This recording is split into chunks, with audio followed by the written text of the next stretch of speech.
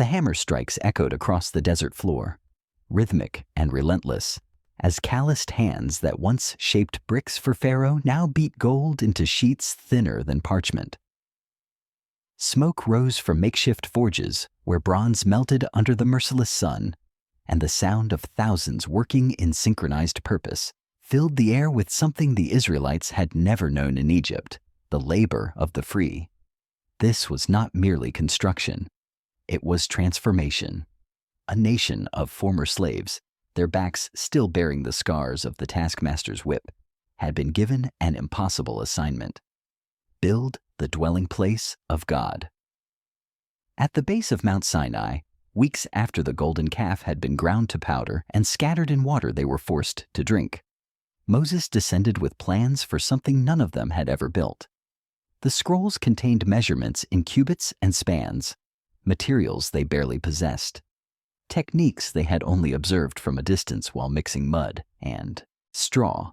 600,000 men, plus women and children, more than 2 million souls, camped in a wilderness that offered nothing but sand, rock, and the daily provision of bread that appeared with the dew.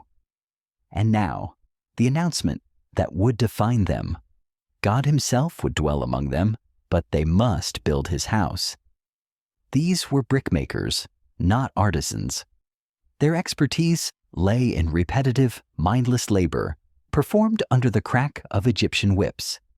They knew how to gather straw, mix clay, form identical blocks by the thousands, and stack them into monuments that glorified their oppressors.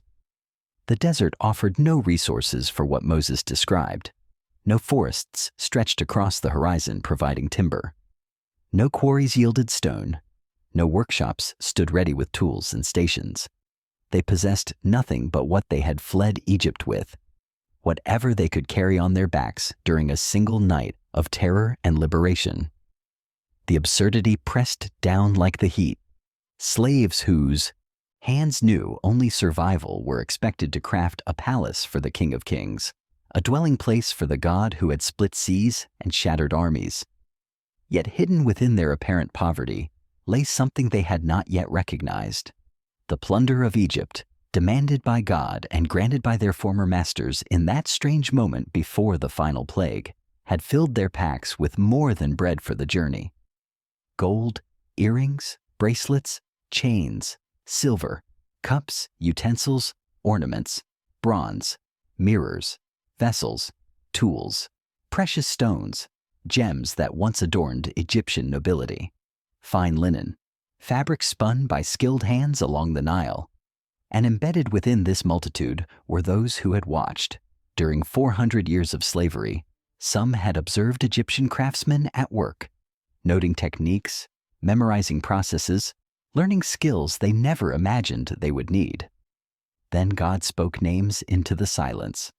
Bezalel, son of Uri, son of Hur, from the tribe of Judah.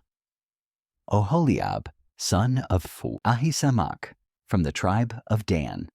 Chosen not by Moses, not by popular acclaim, not by demonstrated portfolio, but by divine appointment. And with the naming came something unprecedented.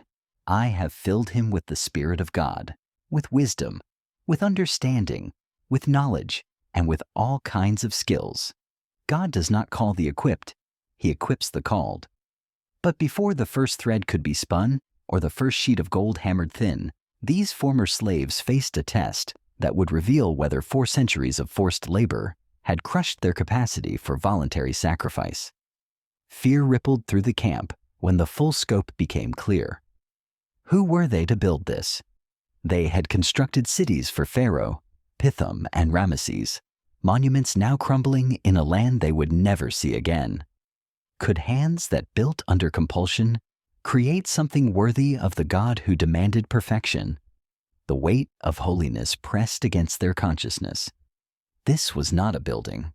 This was where God would speak, where his presence would dwell, where one mistake in measurement or material could mean death. They had seen what happened on the mountain: thunder, lightning, the voice that shook the ground. And now that same God expected them to weave curtains for his house, to hammer his furniture, to sew his priest's garments according to patterns shown to Moses in realms they could not imagine. The impossible standard loomed before them, every cubit exact, every thread the correct color, every piece of acacia wood cut to precise lengths. The priestly garments alone required skills beyond anything they possessed: ephods with stones engraved with tribal names, breast pieces holding 12 gems in gold settings, robes with pomegranates, and bells alternating around the hem. The Ark of the Covenant, the mercy seat with its cherubim, the table for the bread of presence, the golden lampstand hammered from a single talent of pure gold, 75 pounds shaped without joints, or seams into branches and blossoms. The bronze altar, the incense altar overlaid with gold, the laver, the courtyard with its linen curtains 100 cubits long, and underneath it all, the terror. They had just melted gold to create a calf, and God had nearly destroyed them all. But before the first piece of acacia wood was shaped, or the first gold beaten, something had to happen that would test whether these former slaves could truly give freely what had always been taken from them by force.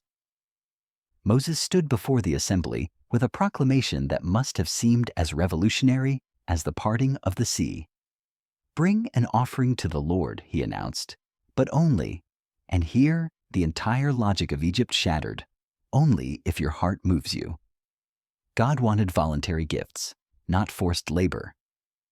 Willing sacrifices, not requisitioned materials.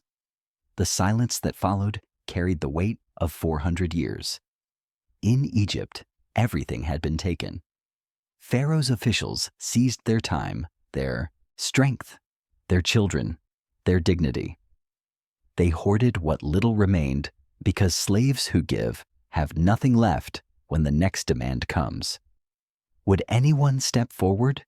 The answer came, morning after morning, an unstoppable flood that revealed something Egypt had failed to destroy. They came with gold earrings, perhaps the very ones they had contributed to the calf, now redeemed for a holier purpose. They came with silver and bronze, their arms straining under the weight of what they freely chose to carry. Women brought jewelry that had adorned them since leaving Egypt, treasures they had protected through wilderness wanderings, now laid at Moses' feet without hesitation. Men carried vessels of precious metal, objects of value that could have secured their futures, offered up because hearts had been moved. Even children participated, clutching stones and colored thread, watching their parents model what slavery had never taught them: the joy of surrender. Blue yarn, purple yarn, scarlet yarn, and fine linen piled high as fabric workers emptied their stores. Those who possessed acacia wood, rare in the desert, and carefully transported from Egypt or traded at great cost, brought it willingly. The demographic spread told its own story. The wealthy gave from abundance, but the poor gave from scarcity, and both gave until Moses had to witness something unprecedented in all of Scripture. The craftsman approached him with a problem no leader had ever faced. The people are bringing more than enough. "Stop them," they urged, "or we will drown in materials we cannot use." And so, Moses issued a proclamation that echoed through the camp: "Restrain yourselves from bringing more. The offering is sufficient." This remains the only time in biblical history when God's people had to be prevented from giving because they gave too much. In Egypt, Pharaoh had taken everything and demanded more. Now God's people gave everything and wanted to give more still. The contrast cut deeper than any theological explanation could reach. Their identity had shifted at a level words could barely touch. The gold that once symbolized oppression now represented liberation. The act of giving became worship, not the building itself, but the open-handed surrender of what they treasured most. Women gathered at tent entrances, sorting through possessions with new eyes. "Should we give the gold chain?" one asked another. "Remember how we received it?" her companion replied, "leaving Egypt with Pharaoh's wealth in our hands. It belongs to him." Children watched as parents modeled generosity. learning lessons about the character of God that no sermon could teach as powerfully. Everyone could see who gave and who held back, yet there was no coercion, only overwhelming participation. Bronze mirrors, symbols of vanity, were surrendered by women who understood that reflecting God's glory mattered more than reflecting their own faces. The emotional atmosphere shifted from fear to liberation, expressed through open hands, from the slavery of hoarding to the freedom of trust. With materials gathered in abundance, the camp faced a new reality that would test them in ways slavery had never prepared them for. Who would shape these raw elements into something holy? And more troubling still, how does one work for God without becoming proud of skill, without claiming ownership of what divine wisdom directed? God answered by naming Bezalel, filled with the Spirit, not merely for inspiration, but for the practical work of cutting, carving, and crafting. Beside him stood Oholiab, and together they led workshops that transformed the desert camp into something it had never been, a place where human excellence submitted entirely to divine direction. The workshop areas spread across designated sections of the camp, segregated by material and skill. In one area, gold workers bent over their forges, beating precious metal into sheets, shaping it around forms, engraving it with patterns that had to match exactly what Moses had seen on the mountain. The mercy seat craftsmen carried the heaviest burden, knowing they shaped the very place where God would meet with his people, where cherubim would face each other with wings, touching in perfect symmetry. Those working with bronze handled larger implements: the altar, where sacrifice would burn, the basin where priests would wash before approaching holiness. Fabric workers, primarily women, created curtains with cherubim woven into blue, purple, and scarlet yarn, their fingers moving with precision that would have impressed Egyptian masters. Each morning began not with the crack of a whip, but with purification and prayer, then work from sunrise to sunset, 6 days each week. The Sabbath rest was maintained even for this sacred construction, teaching them that honoring God's patterns mattered more than speed. The sounds of the workshop became the soundtrack of camp life, hammers striking metal in steady rhythm, looms clicking as thread crossed thread, quiet conversations about measurements and techniques. Bezalel inspected every piece against the divine pattern, and when gold was beaten too thin or fabric woven incorrectly, the work began again. There were no shortcuts when building for the God who consumed Nadab and Abihu for unauthorized fire, who would later strike Uzzah dead for touching the ark with steadying hands. The emotional weight pressed constantly on the craftsmen. This was not for Pharaoh, who might whip them for imperfection. This was for God, who might consume them.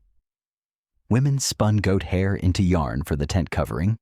Stonecutters engraved tribal names onto onyx stones that would rest on the high priest's shoulders. Gold was hammered into sheets so thin that threads could be cut from them and woven into fabric, a technique requiring patience and skill beyond what forced labor ever developed. The holy anointing oil was blended according to exact recipe: myrrh, cinnamon, calamus, cassia, olive oil, with no deviation permitted and death promised for any unauthorized reproduction. Every measurement had to be exact. The lampstand required hammering from one piece of pure gold, 75 pounds, shaped into branches and blossoms without joints or seams. The cherubim on the mercy seat had to face each other precisely, wings touching at specific angles. The pomegranates on the priestly garments alternated with bells in patterns that could not vary by a single stitch. The curtains measured 28 cubits by 4 cubits, joined in sets of 5, with loops of blue cord and bronze clasps connecting them exactly as specified. The fear that drove this precision was not abstract. Later, Uzzah would reach out to steady the ark and die instantly.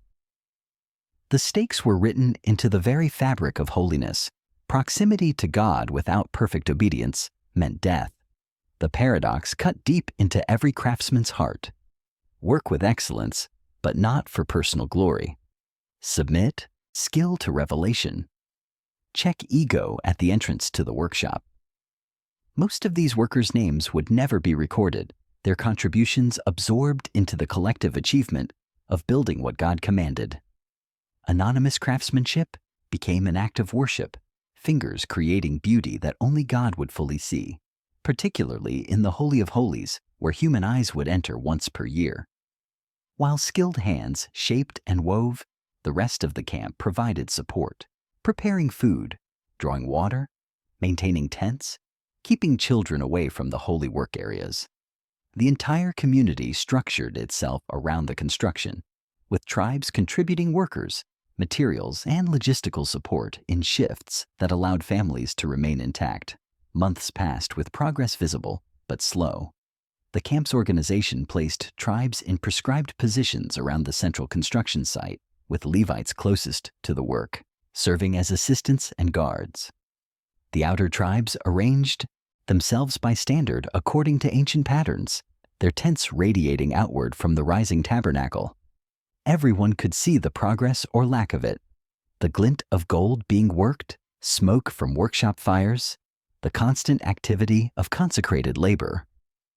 Life's normal rhythms continued around the sacred construction. Manna still appeared each morning and had to be gathered before the sun melted it. Flocks and herds required tending. Children needed teaching. Conflicts demanded resolution through the system of judges Moses had established. Marriages occurred, babies were born, and the old died, their bodies buried in desert sand while God's house rose in the camp's center. The irony was inescapable. They were building God's permanent dwelling while eating his temporary provision, trusting him for daily bread while crafting a structure that would outlast them all. Women baked bread from manna that tasted like wafers made with honey. Shepherds led flocks to sparse grazing areas, returning by evening to see the day's progress. Elders met in tribal gatherings, discussing matters of justice and community while the sound of hammers carried across the camp. Evening gatherings became spaces where families discussed the work's progress, parents pointing toward the construction site and telling children stories that were forming in real time.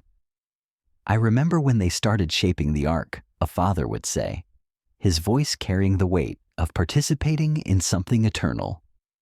The waiting stretched across seasons, testing patience and faith in ways the plunder of Egypt or the parting of the sea had not. Those were moments of divine intervention, sudden and undeniable. This was the slow faithfulness of obedience, day after day, cubit after cubit, with no guarantee they would survive to see completion. The spiritual atmosphere remained heavy with the memory of the golden calf. That catastrophe, still fresh in collective consciousness, raised questions whispered in tents. After dark, will God truly dwell among us after what we did? Can we be trusted with his presence after we demanded a God we could see and control? The tabernacle became more than architecture.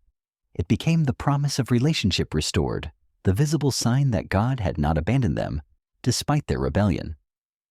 When Moses entered the temporary tent of meeting and the cloud descended, the people watched from a distance, seeing him meet God face to face while they built from outside the veil. The contrast taught them something fundamental about holiness. Nearness to God required mediation, and casual approach meant death.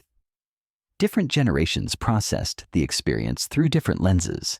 The elders who remembered Egypt lived in constant awe that slaves were building for God, that the same hands once forced to make bricks without straw now hammered gold for the King of Kings.